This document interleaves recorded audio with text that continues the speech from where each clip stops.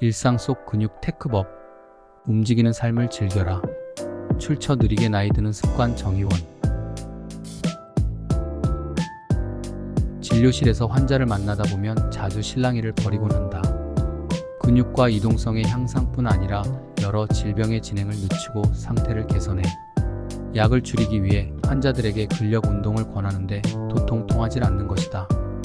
환자들은 근력 운동은 차치하고라도 신체 활동을 하는 것이 귀찮고 시간을 내기가 어렵다고 말한다. 운동이 좋은 것을 몰라서 못하는 게 아니라는 식으로 완고하게 대꾸하는 분들도 있다. 머리로는 알지만 깨닫지 못하는 것이다. 데이터 AI의 조사에 따르면 2022년을 기준으로 한국 사람의 하루 평균 스마트폰 사용 시간은 5.2시간이라고 한다.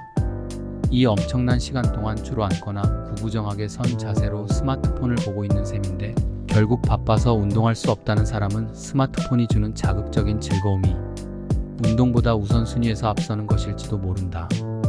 현대 사회에는 근육은 더 삐쩍 마르고 짧아지게, 관절은 더 굳어지게 만드는 수많은 기제가 존재한다. 현대인은 의자, 엘리베이터, 에스컬레이터, 자동차 등에 의지해서 가장 편안하게 하루를 보내는 것을 미덕으로 삼는다. 제임스 클리어는 아주 작은 습관의 힘에서 삶의 어떤 모습이 바뀌려면 먼저 나의 정체성이 달라지고 과정으로서 실천을 지속할 수 있는 시스템이 갖추어지면 결과가 드러난다고 이야기한다. 편안함만 찾는 생활 습관을 바꾸려면 나의 정체성 자체를 바꿔야 한다. 내가 삶을 바라보는 방식의 변화 없이 갑작스레 운동을 하려고 하면 작심삼일이 되기 쉽다. 지금까지 안락을 즐기는 사람이었다면 앞으로는 나는 움직이는 사람이다라는 새로운 정체성을 갖는 것이 중요하다. 더불어 편안한 불편이라는 개념을 이해해 볼 필요가 있다. 현재의 편안함을 잠시 포기하고 새로운 습관을 만들기 위해 약간의 불편함을 감수하는 마음가짐을 의미한다.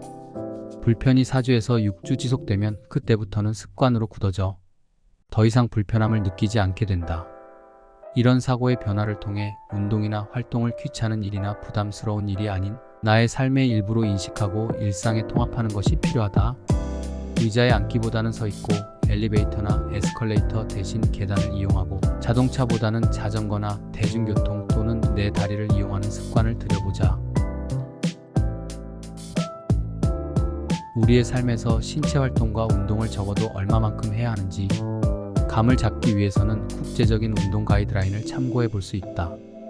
먼저 유산소 운동은 매주 중강도 운동을 최소 150분 하거나 고강도 운동을 75분 이상 하는 것이 좋다.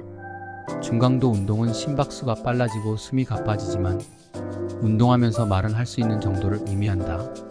느린 수영, 빠른 걷기, 복식 테니스, 땀 흘리는 요가 등이 있다.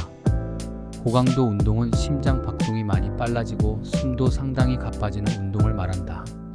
달리기, 빠른 수영, 단식 테니스, 빠른 속도로 자전거 타기, 줄넘기 등이 있다. 또한 적어도 일주일에 2번 이상 온몸의 근육을 자극하는 근력 운동이 필요하다. 유연성, 균형, 협응 등에 대해서는 기준이 정해져 있지 않지만 가능한 한 자주 챙겨주는 것이 좋다. 권고 기준이 없는 까닭은 아무래도 이런 종류의 운동으로 얻는 이익은 숫자로 환산해서 연구 결과를 만드는 것이 어렵기 때문이다. 운동 시간을 꼭 한 번에 채울 필요는 없고 반드시 헬스장에서만 해야 하는 것도 아니다. 오히려 일상에서 이런 활동을 행하는 삶의 태도를 만드는 것이 중요하다. 만성 질환을 예방하고 근육 건강과 이동성의 내재 역량을 유지하기 위해 50대나 60대가 실천할 수 있는 운동은 다음과 같다.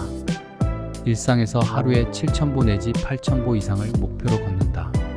수영, 조깅, 달리기, 자전거 타기, 등산 등 중강도 또는 고강도 운동을 주 2회에서 3회 실천한다. 플랭크, 브릿지, 팔굽혀펴기 등 자신에 맞는 전신 근력 운동을 주 2회 이상 실시한다. 코어와 등근 운동은 매일 10분에서 15분간 한다. 가능하다면 매일 태극권, 기공, 요가 같은 정적인 운동을 10분에서 20분 동안 실시한다. 스트레칭을 매일 10분에서 20분간 실시한다. 피곤해서 체력이 부족해서 운동을 못하겠다는 사람에게 하고 싶은 말은 그럴수록 지금 당장 더 움직여야 한다는 것이다. 움직임이 부족할수록 체력은 더욱 떨어지고 그로 인해 운동할 의지도 줄어든다. 이런 악순환이 고착되면 그 끝에는 침상 생활이 기다리고 있다. 이 악순환에서 빠져나올 수 있는 유일한 방법은 몸을 움직이고 운동하는 것이다. 결국 발상의 전환이 필요하다. 우리의 정체성을 움직이는 사람으로 인식하고 이에 걸맞은 삶의 방식을 택해 이를 일관되게 실천해야 한다. 실천이 지속될수록 예상치 못했던 선순환을 경험하며 움직임을 만들어내는 삶을 점점 더 즐기게 될 것이다.